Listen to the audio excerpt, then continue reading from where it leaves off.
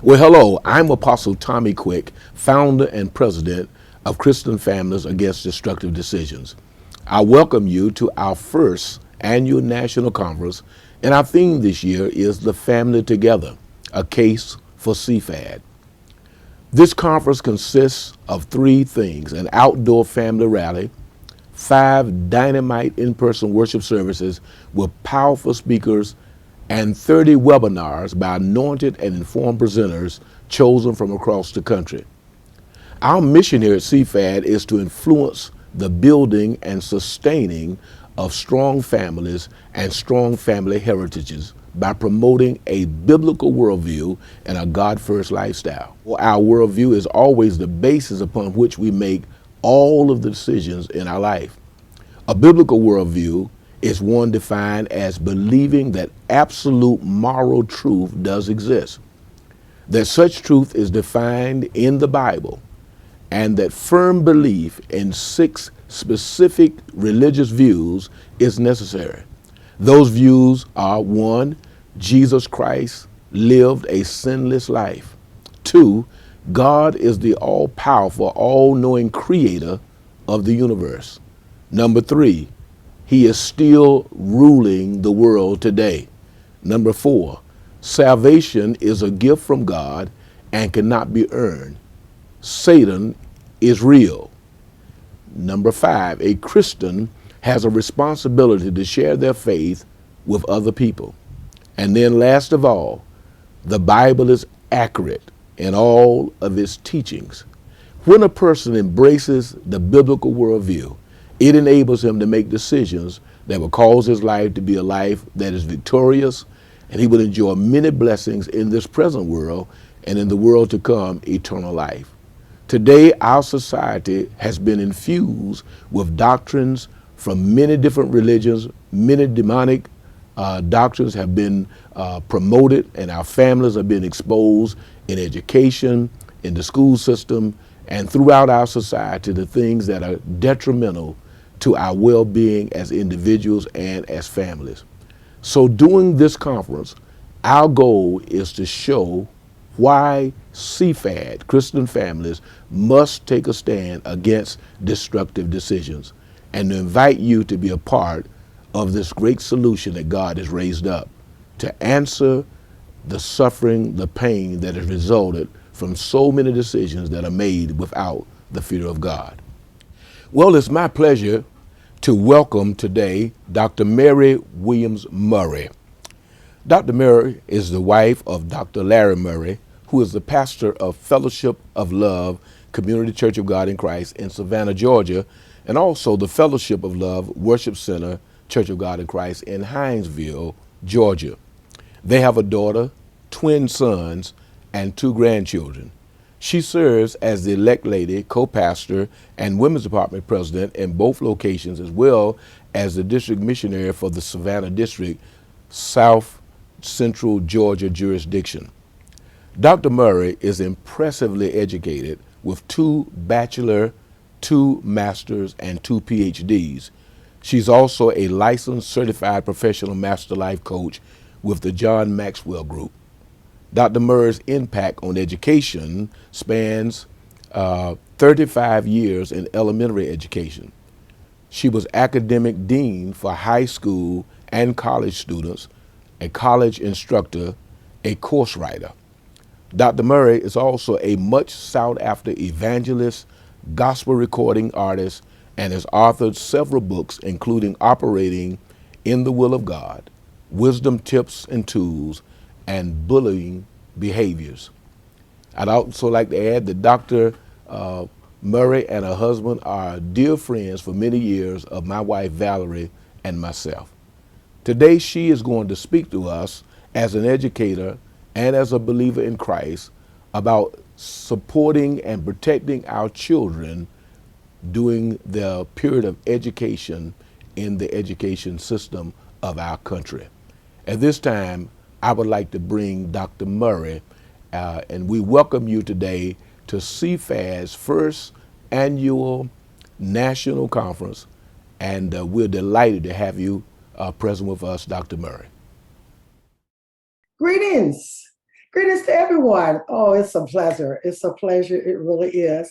I am Dr. Mary Williams Murray. I'm the First Lady of the Fellowship of Love Ministries, Hinesville and Savannah, Georgia, alone beside my husband, Dr. Larry Stacy Murray Sr. I am the district missionary for the Savannah District, South Central Georgia jurisdiction, and I have served over 25 years as a district missionary. I'm a wife, I'm a mother, I'm a grandma, I'm an educator, teacher, administrator, and school department leader / chair of the English language department. Special thanks to Apostle Tommy and Lady Valerie Quick for allowing me this opportunity to share with you. They are key pillars and example of strong leadership.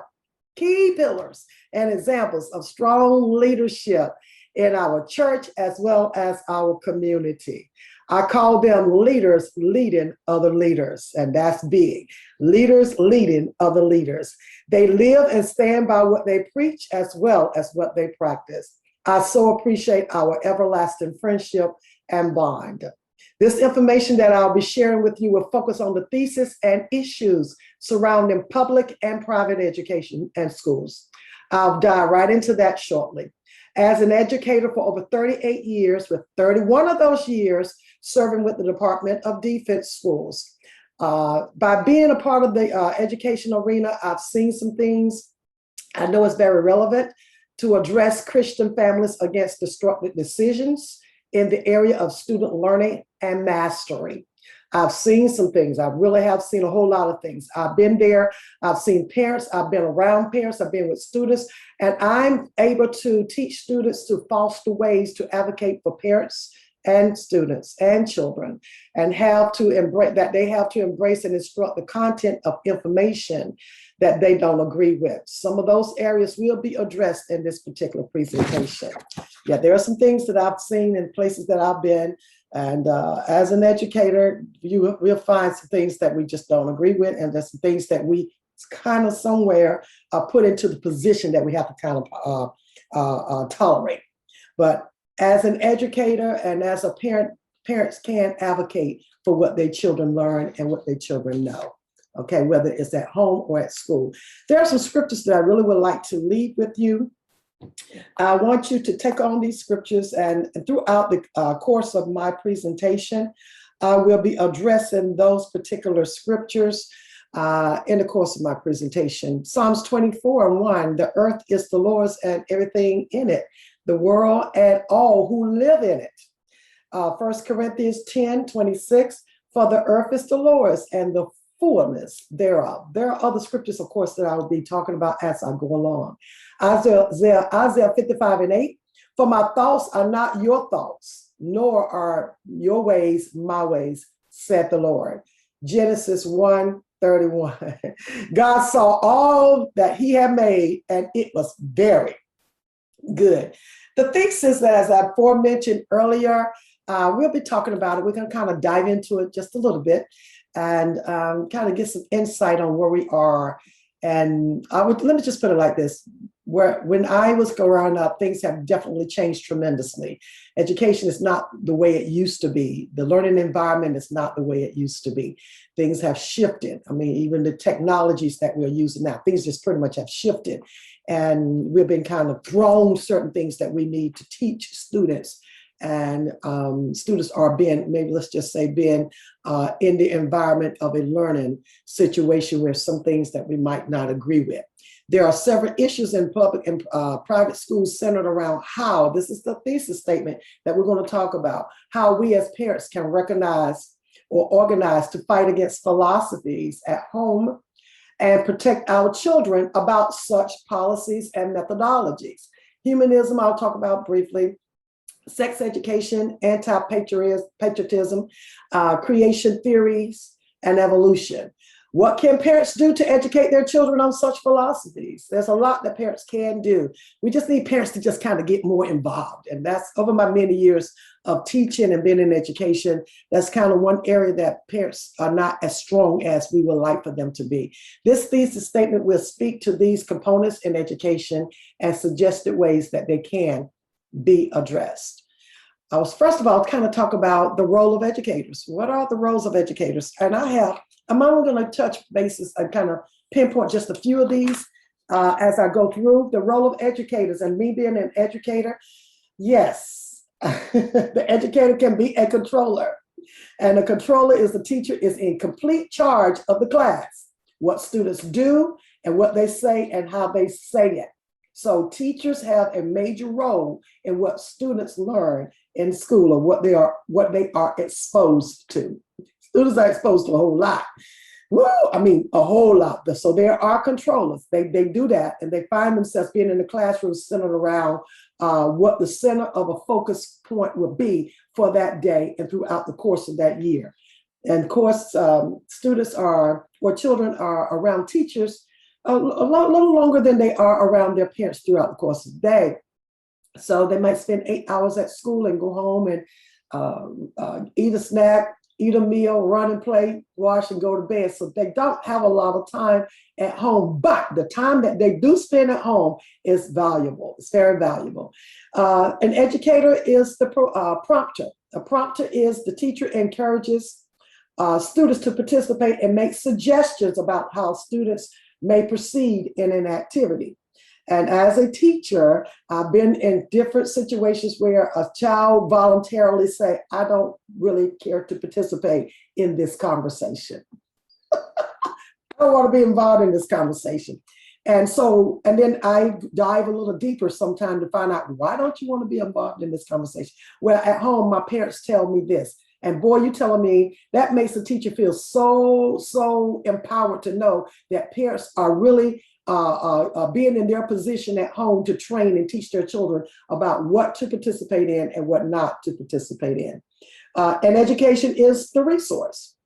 And the resource is the teacher is the kind of walk-in resource center ready to offer help if needed, or provide learners with whatever language they lack when performing communicated activities. Teachers must make him or herself available so that learners can consult, or if they have a question that they can turn to a teacher where they can ask questions. A child shouldn't come into a classroom where they feel intimidated and fearful of not trusting their teacher or their educator or their leader.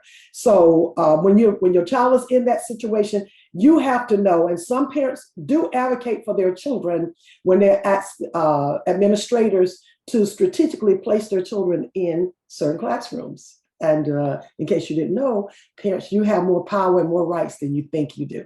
You really can't advocate for your own child.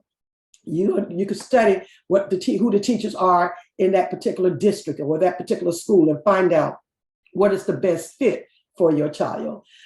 Teachers, an educator is an assessor. An assessor, the teacher assumes this role to see how well students are performing and how well they perform. Feedback. We call it feedback, making corrections, organize what's being carried out. That's an assessor. Getting feedback, capitalizing on that feedback so that teachers will know what students are lacking and what need to be taught. Also, teachers are organizers. An organizer perhaps are more difficult. It's important for the role of the teacher to play. This is the success of many activities, and it depends on how good the organization skills are of that teacher as how well the students are going to learn about what is being taught in that classroom. Regardless of what activities that are out there, teachers can be so great at organizing those skills where students want to come to school. They wake up early in the morning, Mom, Dad, I want to go to school today. So I'm ready to participate in what we're going to learn in our activity stations or whatever is being taught or what was taught the day previously. Teachers or educators are participants. They are participants. A participant is the role that improves the atmosphere of that classroom.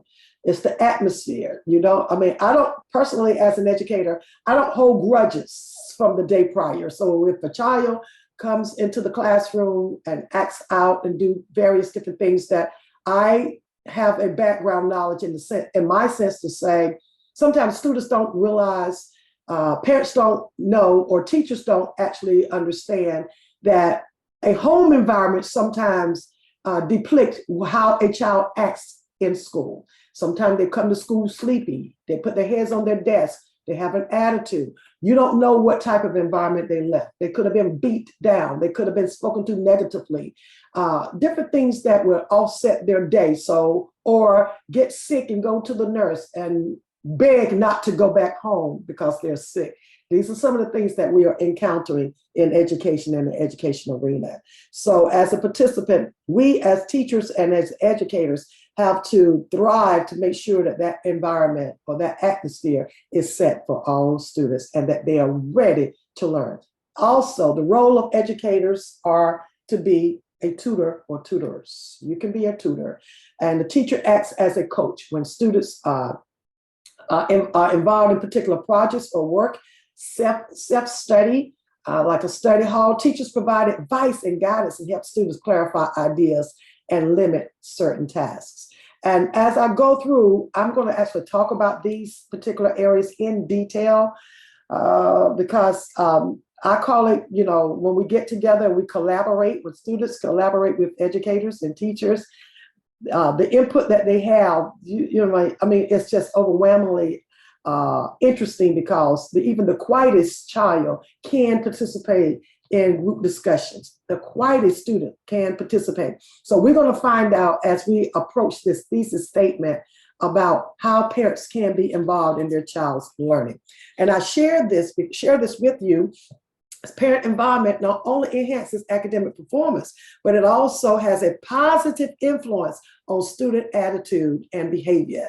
The way a child learns, if you're not lovey-dovey, it might, and if your child, you want to send your child off to school, wanting to come back home to a loving environment. Man, I'm leaving my mom because my mom made me a good lunch for school. I went my mom and my dad left me a note in my lunchbox. They kissed me before I left. They said, have a great day. Oh, they left me a note in my lunchbox. I don't know if parents do that nowadays, but it does change how a child acts in school. It does. Said, have a blessed day or have a great day. So we need to go back and look at how we as parents can be involved. A parent's interest and encouragement in a child's education can affect the attitude, affect that child's attitude towards school. The classroom, their self-esteem, their absenteeism, and the motivation, because sometimes when you see a regular pattern with a child being absent from school, then it's time to make that phone call to home. And sometimes when we make that phone call to home, not necessarily sometimes, but often, when we make that phone call to home, parents, they are very uninterested as to what their child is learning at school, or they are lackadaisical and don't want to know what their child is learning at school. I'm going to start off talking briefly about humanism, and I'm kind of going to go over some things in reference to humanism. And as an educator, I've been a part of this for so long, and these were things that were taught to me as an educator as I was going through college, and I found out that some of these areas, especially when I was in college, and I'm going to talk briefly about that as we progress through our presentation, especially in college, there were some things that I didn't really care to involve myself in. Now, let's just mind yourself. Now, I did not necessarily know a lot. I knew I was saved, and everybody's not saved. So that's why we have to really advocate for parents and advocate for children. And it would be a perfect world if everybody that loved Jesus and that was saved and taught the Bible and the principles of the Bible in all classrooms across the nation, but that's not an ideal situation. So we're dealing with people that even are atheists that are teaching our children. And so with many years of study and many years of being involved, there are people that really can care less about what your child learned. It's what they want to give to your child and what they want your child to learn. I do have a little short video that I want to present to you. Prayerfully, it would, pull up like it should pull up after I talk briefly about the humanism, and we're going to talk about it. The definition of humanism is a belief that human needs and values are more important than religious beliefs. As you can see, that's what humanism is, or the needs and desires of humans. An example of humanism is the belief that a person creates their own set of ethics. An example of humanism is planting vegetables in a garden beds. Okay, you're planting a vegetable, you're putting it out there. So it's just like you're going to you can do this on your own. Everything that is brought to your attention can be done on your own. The humanistic movement organized to gain man proper recognition in the universe. Educational thoughts in humanism is concerned with the restoration of lost values.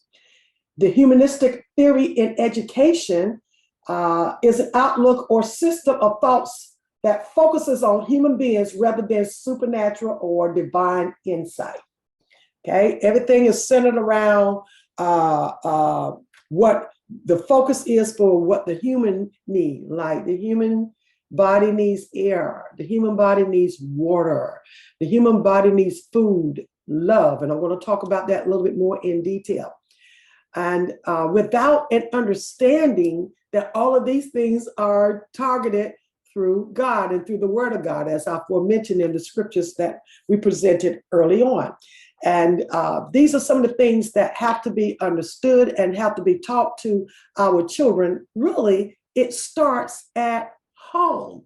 If parents would dive in and tell their children or demonstrate the love that their children deserve from home, then it won't have to be taught so in the school system where I'm at, that I have to really go all out to show that love to that child and build their self-esteem. I mean, I'm not only finding myself showing the love to the child and building self-esteem to children, but I'm having to do it with the parents. I mean, I call parents in, they come in, I'm having to counsel them more than I'm having to counsel the children because they, some of them have no earthly idea on how to raise their children. Then you have children that birthed children. And so they're young in mind and they have no idea. So we're having to battle with what has already been given to us. What do Stephen Fry, Ricky Gervais, Margaret Atwood, Albert Einstein, Sarah Pascoe and Philip Pullman have in common? They're all humanists. But what exactly is a humanist? Well, in a nutshell, humanists think that every human should be given the freedom and opportunity to live their life to the fullest, whilst respecting and protecting the rights of everyone else and the planet. Humanists are non-religious. They don't believe in gods or an afterlife. Humanists are secular. They don't think that religion and things like politics or education should mix. Humanists are rational. They understand the world through science and rational argument. Humanists are socially responsible. They believe that we all have a social responsibility to each other and the planet. Humanism is an approach to life that's always existed. Nobody invented humanism. It doesn't have a founder or a central figure. It doesn't have a set of prescribed rules or beliefs. It's a movement, not a creed. As you can see, humanists and humanism is a movement. It's a movement, and these are things that we are having to encounter ourselves as, let me go back to where I was, as something that we're having to encounter as a part of where we are. As it gives an example, it's a person that creates their own set of ethics, their own values, their own everything. So we have to find ourselves showing students what is necessary and how to live according to the principles of the Bible. We have to show them that. And if they're not taught that at home, then our job is to be my job, let me just put it like this. My job is to be creative enough to demonstrate what is important to a child according to the Word of God. And being in the position that I'm in according to the school system. And the school system, we find ourselves having to teach content that we not necessarily want to teach. And I come up with creative ways that if I'm going to teach a content area that I don't think is lining up with the Word of God, I always ask the Lord, how can I share this information, especially if it's testable and they're going to be tested on it according to the curriculum that has been given to me.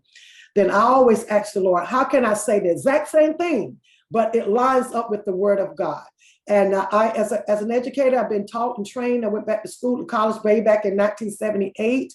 And I've always was taught about Maslow's hierarchy of needs. And we all know that. Self-actualization, self-esteem, love, belonging, safety, and psychological. And if you look at the self-actualization, you look at morality, creativity, spontaneity, lack of prejudice, acceptance of facts. Then if you look at self-esteem, this is something that you will probably want to maybe take notes. I'm a very interactive person, so Type in the chat box which one of these stand out the most, and how can we express these hierarchies of needs in our classroom and at home according to the Word of God. Self-esteem. Self-esteem is self-confidence, achievement, respect of others, respect by others. Now, these are very pertinent areas that we need. Yes, these definitely we need these things, yet we need to find ourselves teaching these not only in the school system, but at home. How to love one another, friendship, family. And they also have down here under love and belonging, sexual intimacy. Now, I'm going to talk about sexual education in school a little later, sexual intimacy. And then you have safety of the body, of the employment, the resources of morality of the family, health and property. And lastly, physiological needs, breathing, food, water, and they keep throwing in the sex, okay? Homeostasis and excretion, sleep. These are things, yes, that we need, but we're going to talk about the importance of why we have to do things God's way, okay? And now in the school system, they've pushed so many curriculum-based content that we have to teach. They just pushed it, pushed it out there and want us to teach certain things. And so, and I'm going to share with you what my personal experience in a few minutes as we go through this presentation. Now, I do want to share with you as we get closer to our next topic, which is going to be evolution. And evolution is one of those areas that, and if you don't mind, give me just a second. And I wanted to pull this up because I felt like it was extremely important to what is being taught. Oh yeah, this is one of the areas that I'm going to share my personal experience on. And evolutionists believe that human beings are a result of evolution. That's what an evolutionist believes. Okay, beginning with simpler molecules to today's modern person. The Earth was made over a long period, beginning 4.5 billion years ago. Lifespan with inorganic molecules. This is what evolutionists believe. They don't believe that there's a higher being. They don't believe that God did this. They just think that is far-fetched, just totally far-fetched. So these are things that evolutionists believe.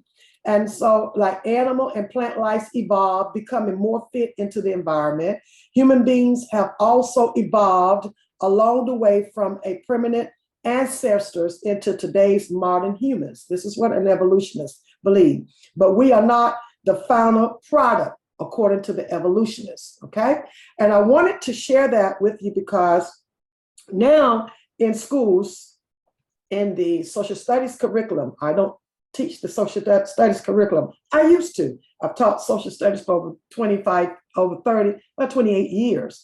So now I just strategically teach like ELA, English Language Arts. So in the social studies curriculum, one of my coworkers said to me, she says, Dr. Murray, what am I going to do? I said, what do you mean? She said, then my next theme is evolution. She said, I believe in God. Now, what am I supposed to do? Teach this to these children? And then I said, well, let's look at the curriculum. Let's talk about it. And she said, so how am I supposed to teach all of this? And according to the assessments, we have to assess them on certain things that are being taught from this particular curriculum. And so we looked at the curriculum, and then I said, well, I know you believe in God. She said, well, of course I believe in God. And she says, well, how am I going to teach that these things, according to what evolutionists feel, that nature was centered around from 4.5 billion years ago, and everything just kind of expanded from molecules? How do I supposed to teach that? So we talked about her approach to actually teaching this. And she says, well, I'm hating coming to school for these 2 weeks because I have to teach this. So what we did was we broke it down. We just kind of simply broke it down and said, okay, everything that you know is going to line up with the Bible, let's put that in. How can we make this, get that information out to the students where they would understand that God created the heavens and the earth according to Genesis, and everything that he created was good, and how we're going to do a parallel between what God created and how evolutionists feel the way they feel. So she was able, it took a minute, but we were able to kind of come up with something that was going to be feasible, but met the standards of the education system. As you can see, as educators, we're having to reconstruct our own way of thinking. We have to dive deeper into the way we are thinking in order to teach a content area. We have to teach a content area that we disagree with. For instance, belief in evolution by church attendance, okay? As you can see this, yes, this was way back in 2007, May the 24th through the 21st, May 21st through the 24th. And this is just one, segment of a survey that was done. So if we research and even dive even deeper to find out where we stand in the church system, if we are honest, and I always tell people, if you want an honest assessment of anything that is being taught, do it anonymously. Because the average person is not going to tell you the truth. I don't care how saved they say they are or how much love of God they say they have. They're not going to tell you the truth. But if you do it anonymously and nobody can see where it's coming from, because some people feel that they're being judged. They're being judged that they feel a certain way about a particular issue. And I often say that even when I get to sexual education, I'll talk about that briefly in just a few moments. For instance, weekly, if you look at the scale, believe in evolution. In weekly, 24% believed in evolution and 74% do not believe in evolution. Nearly weekly, monthly, you have 52% which believe in evolution from this particular survey and 45% do not. Seldom believe. You have seldom believe. You have 71% that seldom believe in evolution and 26% never.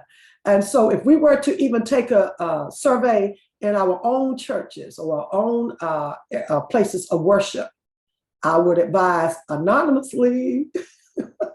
I would advise that, because if you want to get an honest assessment, do it anonymously. Then I wanted to share with you about the different states that are, it's the states where human evolution is. And if you look at all the red, the dark red, it isn't mentioned. So that's pretty good. That's pretty good. So that isn't mentioned. That's states where human evolution isn't mentioned. Then you have the pink, which is implied but not mentioned explicitly. And so this was in 2008. And the reason I'm saying that is I'm currently in Georgia. So if I'm in Georgia, and I just made mention to you that this is a new curriculum that came out in social studies for the social studies teacher. So that meant it has already migrated. That means we are officially in the green.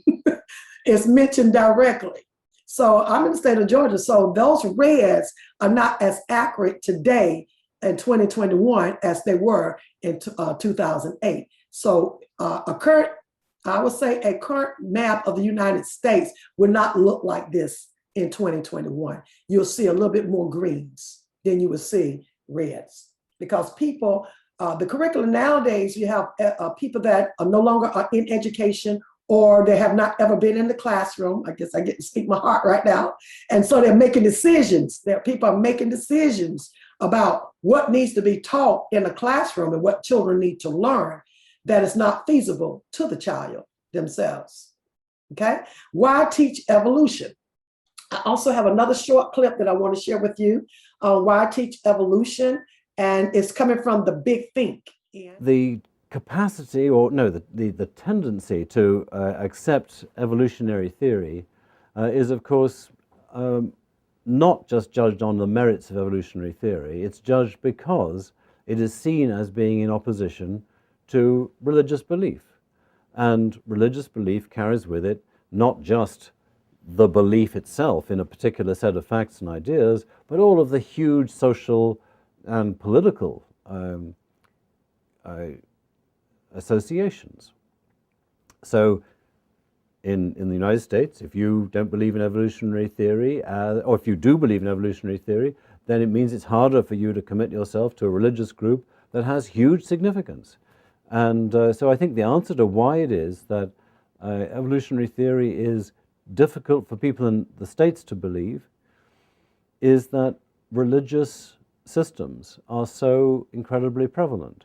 And why is that? I guess I think it's something to do with the United States being a rural country, and there's a lot of association between rural living and the importance of religious systems. You see it in the Middle East. You see it in Iran. I suspect that as the world becomes more urbanized, we've just passed the point where 50% of the world's population live in cities.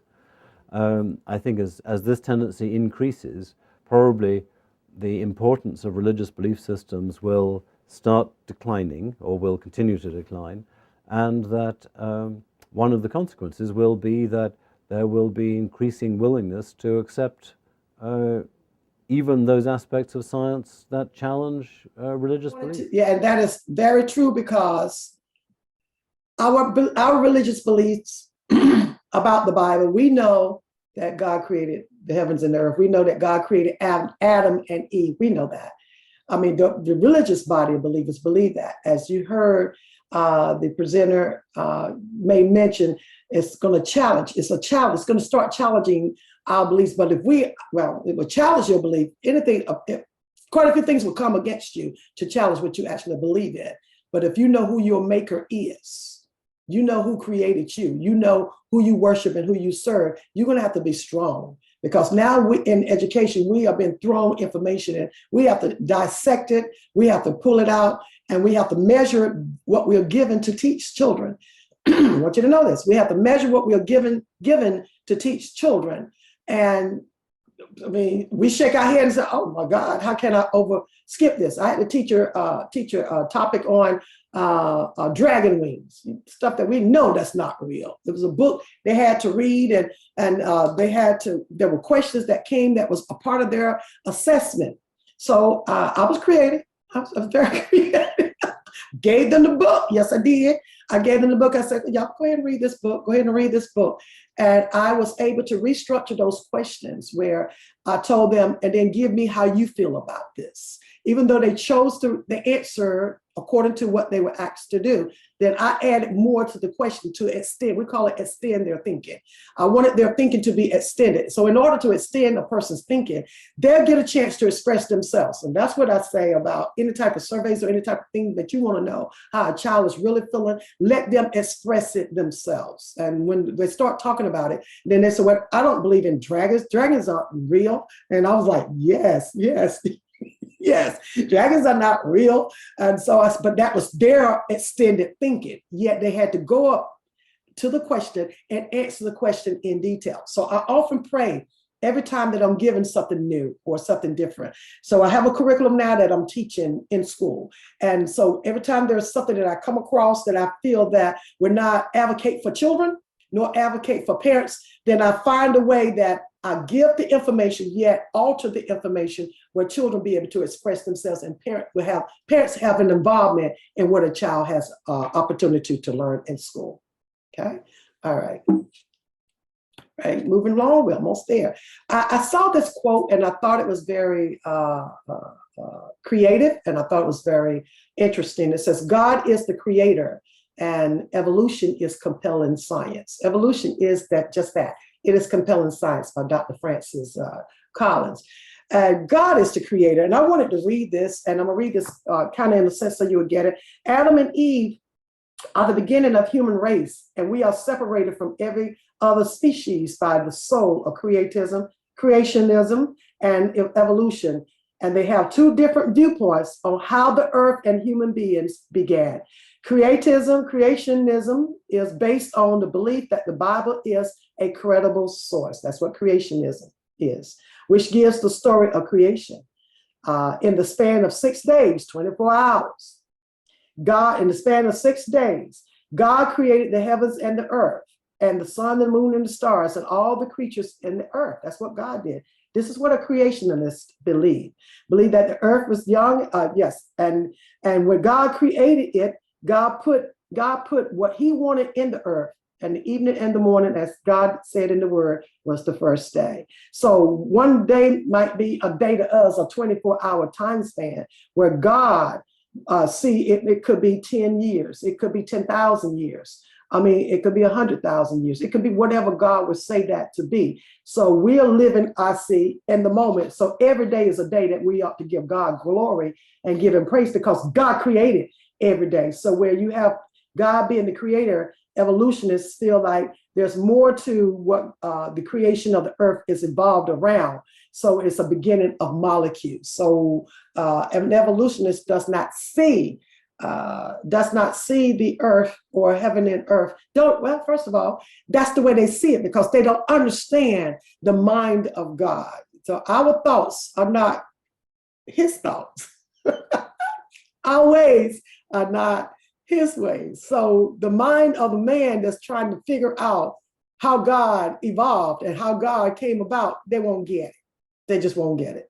Okay. All right. So let's talk briefly about sex education in the being taught at home and being taught at school. Now, I did some study and I really wanted to share this because this is one of the topics that we were going to be addressing, and I'm going to have to hit it and move on because I wanted to share some things with you about this particular topic in particular. If you would give me just a second. And I broke it down. It was broken down to states, and I'm going to give you a summation of sex education by Cal Zenith.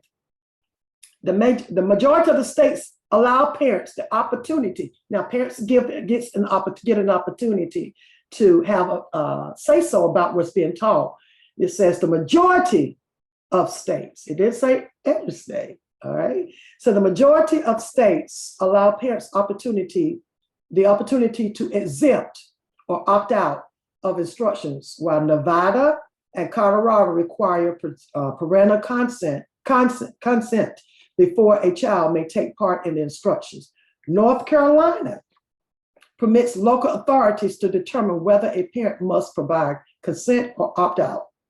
And Arkansas requires parental consent before students may receive school-based health clinic services, which means sexual education in the classroom, teaching about condoms, teaching about the body, the actual body, the woman's female organs. And so these are the states, these are the states that have this particular research. 6 states, Alabama, Illinois, Louisiana, Missouri, Ohio, and Oregon, includes provisions that students be informed of their financial responsibility for a child if they conceive. So let me just repeat that. Alabama, Illinois, Louisiana, Missouri, Ohio, Oregon include provisions that students be informed of their financial responsibility for any child they conceive. If a girl gets pregnant, then they teach them that it's going to be your financial responsibility to take on the responsibility of paying for being conceived. So if you get pregnant, you're going to have to pay for it in those states. Mississippi standards require that students be taught about financial difficulties the child and his or her parents are likely to face. And Michigan's curriculum requires that students be advised of laws pertaining to their responsibility as parents. Next to the last, 3 states have provisions informing students about laws concerning legal and safe methods of surrendering infants. So California, Illinois, again, has shifted and added to the other 6 states. Illinois comes down to the provision where they ask you to surrender your child, and also Michigan. 8 states have provisions meant to inform students about adoption. Illinois is one of those, Michigan, Missouri, South Carolina, Vermont, Wisconsin, and Virginia. In other words, these states are, it says parental consent is required before students receive school-based health clinics, and no state funds may be used to provide contraceptives or adoption services to an unmarried minor without prior written consent of the minor's parent or guardian. So parents have to teach their children. Parents, come on, parents, you got to teach your children at home what has to be, what they need to know, how to take care of their bodies, what to do and what not to do. Here's the other thing I want to share with you. Even though we can teach, parents can teach. Some children are just going to run out and do what they want to do anyway. Those are facts, okay? They're going to run out and do what they want to do anyway. So therefore, if the parent, whether it be a single home, a single parent, a single mother, or a single father, because all homes are not single mothers, but some of them are. But when you get to the school system, some of them, you got to sign the contract, sign the requisition. You got to sign the letter saying that you can receive this. In my school system, you got to sign a piece of paper if you don't think that you'll be able to have food over the weekend to eat. So you have to sign a piece of paper to say, could you give me some food to take home over the weekend, canned goods? And so if they say, some of the parents do not, I'm just using that, they don't sign that particular paper because they feel embarrassed. They feel embarrassed. So you get 2 or 3 students in a classroom taking a bag of food home every weekend, because they don't have food to eat. Yet sexual education, you sign to say, yeah, my child can be taught all of this. And not only can you teach my child, but please give them what the contraceptives that they need to protect themselves. And some of these things, and I'm going to share this with you in the next slide, some of these goes against religious values. I'm skipping around on this area here. Some are opposed. Some parents, the role of sex education in the syllabus and the school system supports what the school is giving, but parents, and it helps parents guide their thought system, but parents' role of saying no. The parents don't want all this. Sexual interest in nature. We have to stop demolishing sexual interest in nature. So as you can see, the checkpoints here are what is acceptable, and then what parents go against, what goes against religious values are the X marks there. Not meant for children's ears. Some things are just not meant for children's ears. It imposes foreign culture. And the reason I say that is because even now, I teach 6th grade. I teach middle school. I teach 6th grade. And teaching 6th grade, I mean, I taught 3rd grade before. I taught 2nd grade before. I'm gonna tell you right now, sexual education or sex period, they know all the way down in pre-K. They really do know all the way down there. So now, a lot of work is going into prevention. A lot of work is going in prevention. And I'm coming close to my conclusion of the whole matter here. How do you say no to sex? And this is another survey. This was given from 2006 through 2008, and you will see a total different, it would be a total different presentation if it was 2021, okay? How do we say no? So you have the males the males in blue and the females in greens. How to say no to sex. You got 42%, don't know how to say no. 63%, of course, as you can see in females. Methods of birth control, 31% have knowledge for the males, 51% for the females, and it goes on. Where to get the birth control. Men sometimes are not interested in where to get the birth control. As you can see, the numbers are low, and 38% of the women are. STDs, as you can see, they're almost equal back then. Yes, it's probably, you'll see a total different bar graph. You'll see a total different bar graph because nowadays it depends on what's being taught. What's being taught. Some people, some of the males and the females just don't care. It depends on where their mindset is and want to deal with the flesh. And they want to deal with the flesh, not thinking about the consequences. Yes, how to prevent AIDS. And you can just look at the chart, how to use a condom. You got 38% of the males and 29% of the females, with their interest level from the National Survey of Family Growth. All right. Lastly, I'm pretty much going to move through this. What teachers think, personal experience model, attitudes towards evolution, and an article written by Jeff Weed. Okay, in Kentucky, and as I gave earlier, and I wanted to add this last percentage to you, this is a little bit more current. In Kentucky, Indiana, and Tennessee, 23.4% of science teachers report little or no emphasis on evolution in their courses. And that's just in those states. 15% of biology teachers include a creationism component in their classes. 30% of Illinois science teachers believe that both evolution and creationism ought to be taught in science classes. All right, I'm at the end, and I wanted to share that parents do have rights. There are laws. There are laws that protect parents. There are laws that protect children. And we're not only talking about public education, but we're talking about private education too. So, a lot of Christian schools, they can govern what has been brought into their schools and what is being taught to the children that they are entrusted with. Yet in the public education, we are actually handed the materials and told to teach it. So I'm saying to you all today, so please be mindful. Just know, parents, you have rights. You have rights. You really do have rights. I'm telling you now, you have more rights than you think you do. It doesn't look like it. You just look like you just go into a school and there's the teacher. That's not true. And being an educator myself, I always try to advocate for students and I try to advocate for parents. Okay, so it's very, very important that you find out what your rights are. And I would actually share with you that when you do that, do it the right way. You know, some parents, you know, they get so offensive in some areas and they're ready to fight and ready to have an attitude. And, you know, I tell you right now, if you find the right way to go to someone, you'll get a right way and get a good answer when you get to that person. So pray about what you do, use the word, find ways to be creative in sharing your information with your children, and find ways to be creative. And if you are an educator or you send your children to school and you're not an educator, try to get a little background information on that teacher if you can. But I promise you can, because strategically over my many years, parents placed students in my classroom just because they knew who I was. I never told anyone I was saved, never had to say a word, but yet people know who you are and people are watching. But parental guidance start at home. Parental guidance start at home. We can be advocates. We can be the Christian families against destructive decisions. We can be the Christian family. So just be there. I mean, everybody that say they're Christian might not have Christian values, okay? And might not be the kind of Christian that we are or you are.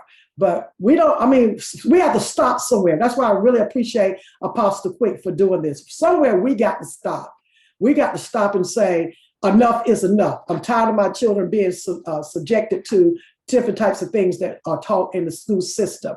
And you're going to have to speak up, and you can speak up. You really can. You can say, I don't want my child to be taught that. And your child will not be taught that, because that happens to us. All you have to do is just say it. And then, you know, they'll find other ways for your child to learn another content during that particular time. Again, thank you so much for allowing me to share my presentation with you guys today. And I do ask that you pray for me as we continue to grow stronger in the Lord and do what the Lord would have us to do in these last and evil days. If you would like to reach out to me, feel free to do that. Get in contact with Apostle Quick and First Lady Valerie Quick, and I'll be more than happy to share some more. I really have a lot that I can talk about. And I do, you know, if I was in person, I like to do breakout sessions and we talk about this, charts where people will get together and discuss, have a lot of small group discussions and reporting back out. Those are the kinds of things that I know that works best when people are able to express themselves and what they're having to encounter with the world system today. So once again, thank you so much, Apostle Quick and Lady Valerie Quick, for this opportunity. You all be blessed and have a great day.